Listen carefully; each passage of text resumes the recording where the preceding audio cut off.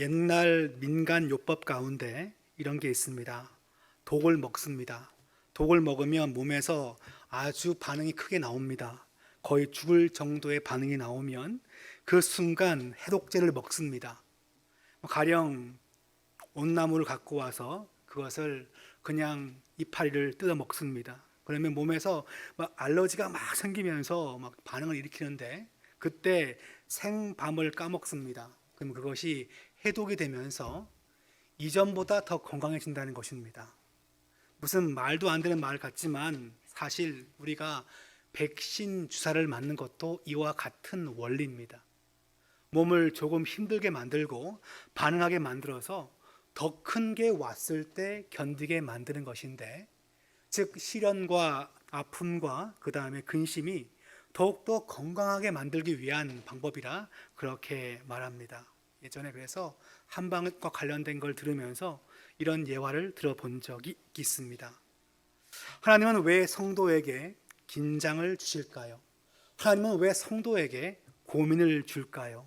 하나님은 왜 성도에게 어려운 시간을 줄까요? 라고 묻는다면 창세기 43장은 우리에게 3번이나 걸쳐서 분명한 교훈을 줍니다. 그것은 뭘까요?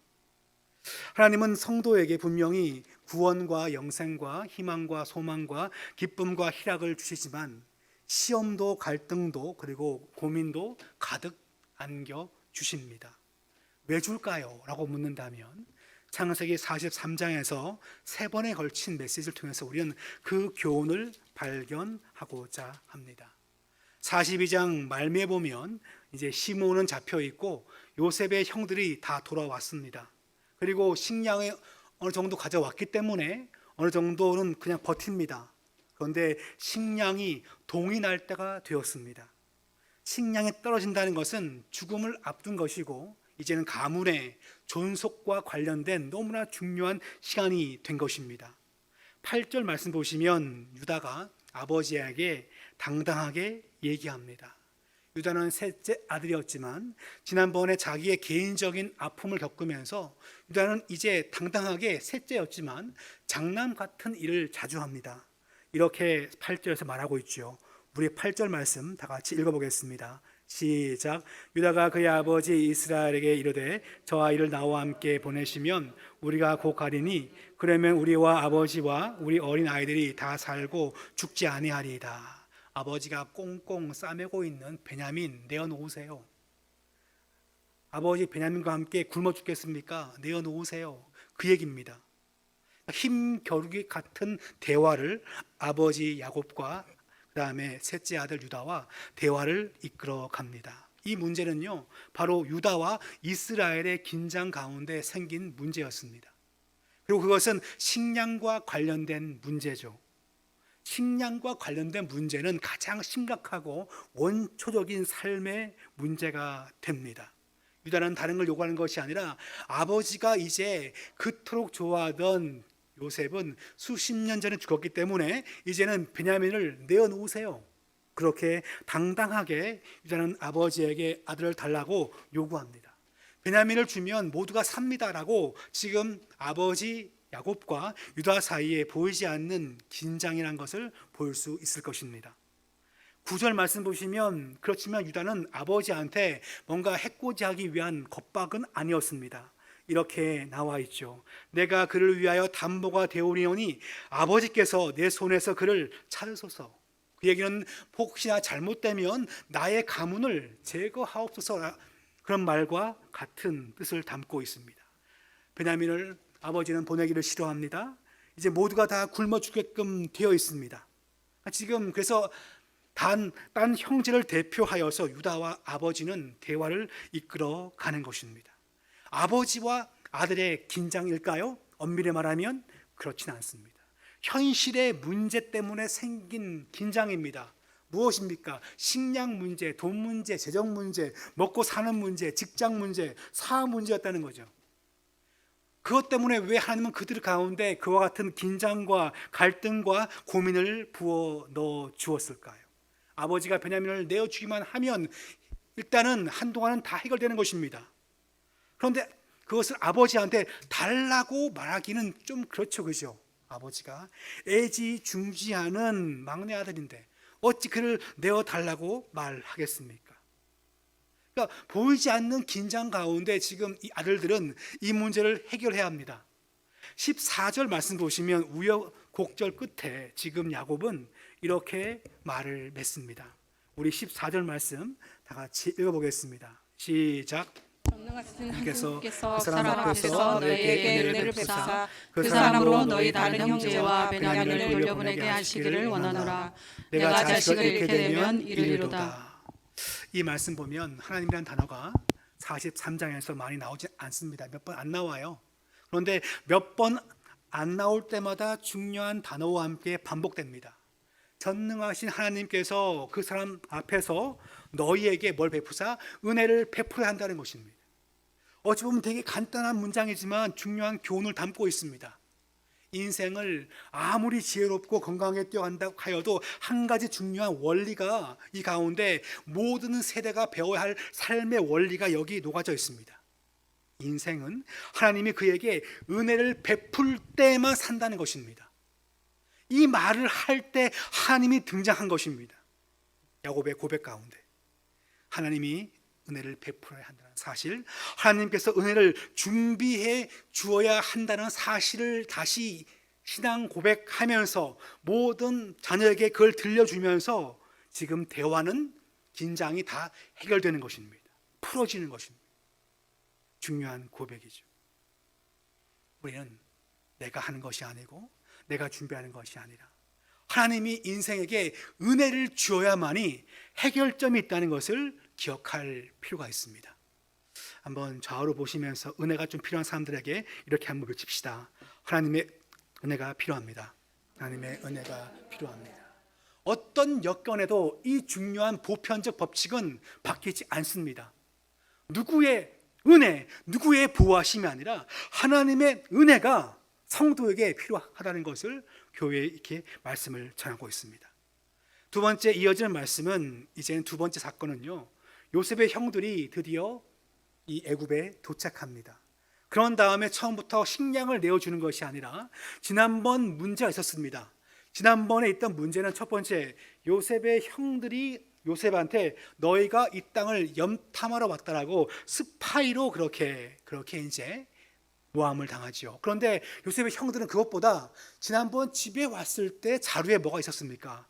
돈이 가득했습니다. 그러니까 우리는 이렇게 사업에 매매의 문제에 있어서도 뭔가 두려움과 걱정 가운데 있다는 것을 볼 수 있습니다. 그런 그 형들을 보면 청직이 앞으로 끌려가죠.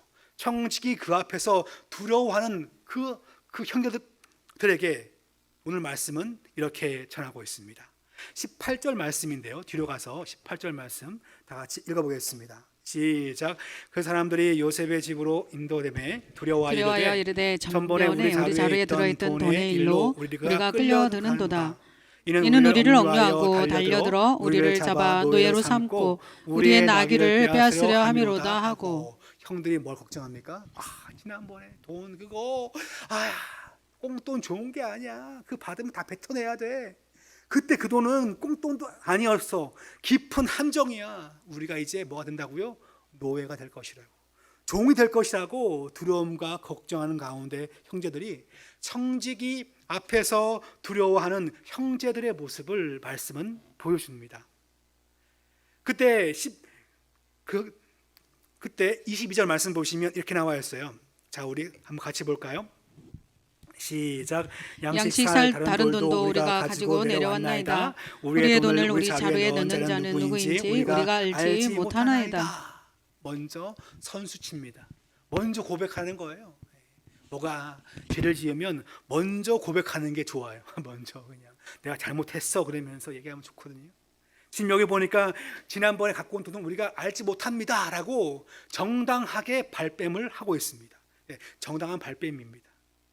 사람의 생명과 사망을 결정하는 그런 시대에 살고 있습니다. 정부의 관리가 되고 요셉의 청지기가 되면 생명 여탈권을 갖고 있는 그런 고위 관리였을 것입니다. 두려움 가운데 자신들의 입장을 애절한 마음으로 담아서 간청하듯이 풀어낸 말씀이죠. 이때 23절 말씀 보시면 갑자기 요셉의 청지기가 이렇게 말합니다. 우리 23절 같이 보겠습니다. 시작. 그가 이르되 너희는 안심하라 두려워하지 말라. 너희 하나님 너희 아버지 하나님이 재물을 너희 자루에 넣어 너에게 주신 것이니라. 너희 돈은 내가 이미 받았느니라 하고 시므온을 그들에게로 이끌어내고. 형들에게 있던 긴장과 고민과 그다음에 걱정은 갑자기 청지기의 말로 다 파국을 맞이하는 거예요. 팍 풀어지는 거예요. 너희 하나님, 너희 아버지 하나님이 너희 재물을 너희 자루에 넣었다는 것입니다. 요셉이 시킨 거거든요. 그런데 그들의 말은 뭡니까? 너희 하나님께서 너희들한테 채워주지 않느냐, 그 얘기죠. 당당한 믿음의 고백을 요셉은 아니었지만 요셉의 청지기가 요셉을 대신하여서 이렇게 말해준 것을 볼 수 있습니다. 하나님이 하시는 것이고 하나님이 계획하신 것이고 하나님이 도우시는 것이라고 이방인의 목소리를 통하여서 믿는 자가 듣게 만드신 것입니다. 성도가 기억할 것이 여기에 있습니다. 우리는 내가 채우고 내가 만들고 내가 그것을 버무려내는 것이 아니라 하나님이 채우시고 인도하시고 은혜에 주셔야만이 만들어지는 인생이란 것을, 은혜에 주셔야만이 내 자녀나 내 가정도 만들어진다는 것을 기억할 필요가 있습니다. 그러므로 두 번째 교훈도 첫 번째 교훈과 명백하게 일치하는 교훈이라 볼 수 있습니다. 세 번째는 그들이 이제 총리였던 요셉 앞에 서게 됩니다. 형제들이 다 지금 뭐합니까? 요셉 앞에 서게 있게 되는데 그들의 문제가 뭔가요? 염탐 문제 혹은 스파이 문제. 스파이. 너희는 스파이다, 세작이다, 잡아라. 그러면 큰일 납니다. 그때 지금 요셉은 형들을 보자마자 27절 말씀 보시면 이렇게 질문합니다. 시작. 요셉이 그들의 안부를 물으며 이르되 너희 아버지 너희 말하던 그 노인이 안녕하시냐? 아직도 생존해 계시느냐?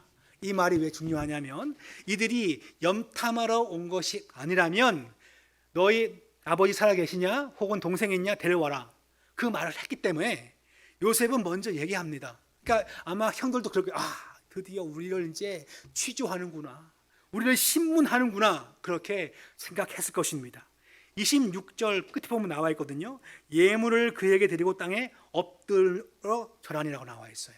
두려워하는 가운데 굴복했다는 것을 말합니다. 28절 말씀에 형들이 이렇게 답합니다. 한번 같이 볼까요? 시작. 그들이 대답하되 주의 종 우리 아버지가 평안하고 지금까지 생존하였나이다 하고 머리 숙여 절하더라. 고개를 들어서 답한 다음에 다시 평안합니다라고 그렇게 절하는 것입니다. 그러니까 이것은 신분의 차이도 있지만 분위기의 형편을 보여줍니다. 남한테 굴복해야 되고 두려워 떨어야 되는 형들의 삶의 형편을 보여주는 거죠. 그런 다음에 29절 말씀 보면 그들이 스파이가 아니라면 동생 데리고 와라, 그 말 들었어요. 이제 29절 말씀을 다 같이 읽겠습니다. 시작.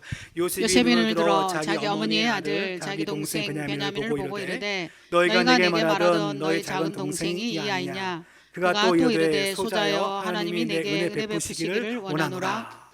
아마 자기와 어릴 때 닮은 구석이 아마 보였겠죠, 그죠? 요셉은 17세에 끌려와서 지금 30대 후반이에요. 거의 40살입니다. 얼굴이 변했을 것입니다. 근데 동생은 아직까지 어리니까 약간 남아있던 것이라 유추해 볼 수 있겠죠. 그리고 하는 말이 이 아이가 베냐민이냐라고 묻습니다. 아마 형들이 아마 쫄았을 것이에요. 지금 저 아들이 제가 베냐민 아니라 하면 이제 어떡하냐. 그때 이렇게 말합니다. 하나님이 내게 은혜 베푸시기를 원하노라. 그렇게 인사합니다. 처음부터 3번에 걸친 메시지가 다 뭡니까? 하나님이 너에게 은혜 베풀어야만이 된다는 것입니다. 하나님이 은혜 베풀면 모든 것이 해결되는 것이고 은혜 베푸는 사람이 그 가정도 세워진다는 것을 믿음의 교훈을 주고 있는 것입니다. 우리가 이 교훈은요 항상 생각하고 항상 배우고 가슴에 품어야 됩니다. 누가요? 요셉의 형들이. 요셉의 형들이 세 번이나 들으면서 항상 이 교훈을 아버지와 청지기와 요셉에게 들으면서 마음에 품고 새게 할 중요한 메시지가 바로 이것입니다. 기는 삶은, 가지는 삶은 주셔야 받는 것입니다. 안전한 삶은요, 은혜 주셔야 안전한 것입니다. 건강한 삶이요, 은혜 주셔야 건강한 것입니다.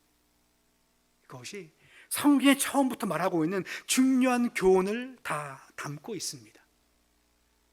어제 왔던 그 제 후배들이 75년생 토끼띠인데요. 제가 그 띠를 모르는데 걔는 항상 저희는 귀여운 7호 토끼라고, 혹시 지 가운데 토끼띠 있으면 저한테 말씀해 주세요. 제가 귀엽다고 말씀해 드리겠습니다. 네, 이제 그 중에 한 친구가 있는데, 친구가 약간 중견 대기업에 다녔어요. 근데 이제 작년에, 그러니까 올해 초에 그냥 명퇴했어요. 명퇴하고 그냥 작은 카페를 운영한다는 겁니다. 서울의 일원동에. 혹시 저 일원동 가실 분은 저한테 연락해 주세요. 제가 카페를 잘 연결해 드리겠습니다. 공짜 커피는 없답니다. 왜냐면 그 이제 무인 카페이기 때문에. 그래가지고 아쉽게도 공짜로 먹을 리는 없지만, 근데 잠깐 생각해 봤어요. 야, 그렇게 공부해가지고 대기업 들어가가지고 한 25년 그냥 근무한 다음에 그 명퇴했어요. 그리고 무인 카페 주인 됐어요. 그게 그냥 끝이에요. 인생은 그렇구나. 그러니까 공부 잘해가지고 그렇게 했는데 조기 명퇴하는 게 마지막인가 보다 싶더라고요. 인생은 다 누구나 짧지만 길지만 그 짧은 걸 굵게 살기도 하고 길게 살기도 하면서 인생을 살아갑니다. 그 가운데 필요한 게 뭡니까? 은혜가 필요합니다. 하나님의 은혜가 있으면 풀려지는 것이고 열려지는 것이고 마금질이 되는 것입니다. 은혜 없으면 대기업을 들어가도, 그리고 아무걸 하지 않는다 할지라도 그냥 그 인생은 그냥 왔다 가는 삶에 불과한 것입니다. 제 얘기는 대기업 갔다는 게 잘못되는 게 아니에요. 소기업, 중소기업을 가든 개인 사업을 하든 뭐든지 간에 은혜가 중요하다는 것을 기억할 필요가 있습니다. 은혜 아니면 뭐라고요? 아무것도 아닙니다. 찬송 가사를 은혜 아니면 쓰레기입니다. 그런 찬송 가사면 참 좋은데 그런 가사는 없고 그냥 아무것도 할 수가 없네. 표현이 참 십적이에요, 그죠? 은혜 아니면 아무것도 아닙니다. 우린 그런 삶을 살고 있습니다. 항상 아버지의 은혜가 답니다. 그런 고백이 필요합니다. 한번 다 같이 좌우로 보시면 따라합시다. 은혜면 다 됩니다. 네, 특이한 것은 창세기 말씀을 보면 창세기 32장 그 이후로 보면 야곱의 그 이름이 종종 바뀌면서 기록됩니다. 하나님은 야곱에게 새로운 그 이름을 줬죠. 그게 무엇입니까? 이스라엘. 창세기 32장에 가시면 그가 하나님과 겨루어 씨름하면서 이름을 얻습니다. 여호와를 이긴 자 해서 바로 그것이 이제 이스라엘이 됩니다. 그런데 계속 성경은 그걸 가리켜서 이스라엘이라 불러주지 않습니다. 35장에서 베델에서 그가 제단을 쌓은 다음에 하나님은 그에게 이스라엘이 되리라라고 그렇게 다시 한번 말씀합니다. 그렇지만 계속 이스라엘 부르지 않고 야곱과 이스라엘을 섞어서 성경은 그 사람을 기록하고 있습니다. 뭔가 특징이 있어요. 그건 뭘까요? 하나님은 자기 백성에게, 자기 자녀에게 특별한 시간을 만들어 주실 때, 다시 말하면 은혜의 시간을 만들어 주실 때 불러주시는 애칭이 있습니다. 그것이 바로 이스라엘이었습니다. 아무 때나 이스라엘 부른 것이 아니었어요. 특별한 시간에 특별한 계획을 갖고 있는 그 시간에 하나님은 바로 야곱에게 이스라엘이라 불러주게끔 됩니다.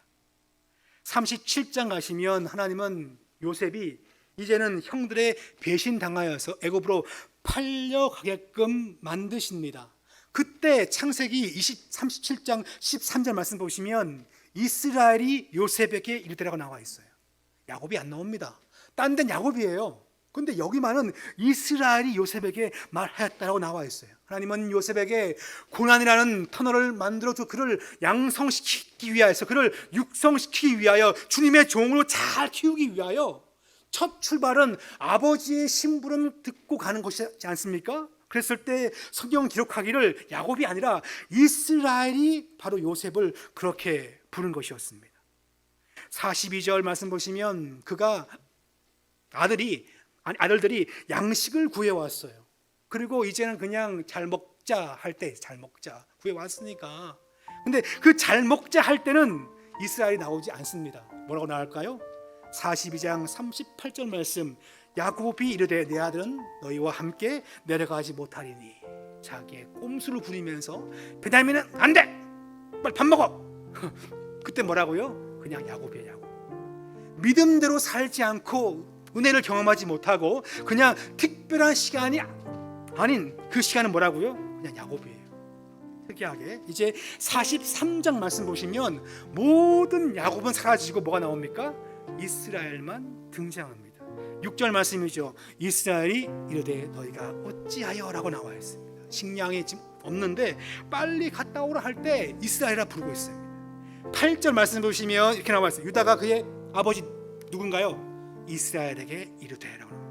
11절 말씀, 그들의 아버지 이스라엘이 그들에게 이르되라고 나와 있습니다. 그러니까 이스라엘은 그냥 쉽게 쓰는 말이 아니었습니다. 하나님이 그에게 특별한 시간, 은혜의 시간을 준비하면서 진행시키는 그 타이밍에 쓰는 특별한 사랑 담긴 표현이라 볼 수 있습니다. 하나님은 성도에게 특별한 은혜를 주시고 특별한 인도함을 주실 때, 특별한 교훈을 주실 때 특별한 그 이름을 성도에게 주시는 것입니다. 여러분은 사람입니까? 성도입니까? 여러분은 인간입니까? 자녀입니까? 성경은 우리에게 사람이라 부르지 않고 필부라 부르지 않고 뭐라 부릅니까? 성도라 부르시고 자녀라 부르시고 더 나아가서 아들과 딸이라 불러주십니다. 우리는 특별한 은혜의 길을 걷기 때문에 하나님은 우리에게 우리의 본명을 부르지 않고 특별한 명칭으로 우리를 부르십니다. 사랑하는 아들아, 사랑하는 딸아, 네가 못하는 거 다 알고 있지만 나는 너를 사랑한다. 너를 뒤를 봐주고 있다. 걱정하지 말아라. 그것은 다른 종교에는 존재하지 않는 하나님을 아들과 하나님 앞에 우리를 아들이라 딸이라 불러주시는 하나님의 특별한 사랑이 녹아져 있는 것입니다. 하나님은 우리에게 특별한 일을 하실 때마다 우리의 그 이름을 불러주십니다. 우리가 할 건 뭔가요? 하나님의 그 이름을 부르면서 하나님 앞에 나아가는 거죠. 그리고 순종하는 것입니다. 그것이 주님의 특별한 사랑을 받은 자의 마땅한 삶인 줄 믿습니다. 이 사실을 믿습니까? 당신은 한번 좌우로 물어보겠습니다. 당신은 특별한 사람입니까? 당신은 특별한 사람입니까? 특별한 사람, 이스라엘 사랑을 받은 자입니다. 이 사실을 믿는 자, 이 사실을 신뢰하는 자, 아버지 앞에 찬송하고 기도하면서 믿음의 길을 걷는 자가 될 줄 믿습니다. 네, 우리 이 시간 한번 기도합시다. 하나님, 인생은 짧기도 하고 길기도 하지만 이 삶을 내 힘으로 사는 것이 아니라 아버지 주시는 특별한 은혜, 특별한 시간이 있고 특별한 손길 있을 때 내가 강건해지고 내가 바르게 세워지고 승리할 줄 믿습니다. 이 특별한 은혜가 우리 가정에도 나의 자녀에게도 우리 교회에도 부어 주시옵소서.